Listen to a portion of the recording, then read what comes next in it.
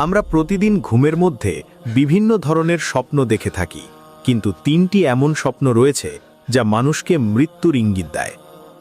আল্লামা শিরিন রহমতুল্লাহ আলাই বলেন, যদি কোনো মানুষ তার জীবনদশায় এই 3টি স্বপ্ন দেখে, সে যেন মৃত্যুর জন্য প্রস্তুতি নেয়। নাম্বার 1, স্বপ্নে পরিবারের মৃত ব্যক্তিদের ডাকতে দেখা। এটি মৃত্যুর একটি ইঙ্গিত। এই স্বপ্নটি দেখলে মৃত্যুর জন্য তৈরি হতে বলেছেন। নাম্বার 2, স্বপ্নে যদি দেখেন আপনার হাতে একটি পাখি ছিল আর সেই পাখি ছটপট করতে করতে উড়ে গেছে, তাহলে বুঝবেন আপনার সময় শেষ। মৃত্যুর জন্য তৈরি হয়ে যান, আপনি বেশি দিন আর বাঁচবেন না। নাম্বার 3, স্বপ্নে যদি দেখেন অজানা এক জায়গায় আপনি একা একা দাঁড়িয়ে কান্না করছেন, তাহলে বুঝবেন মৃত্যু আপনার নিশ্চিত।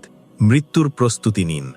হে আল্লাহ, আমাদের সকলকে ঈমানের সাথে মৃত্যু দিও।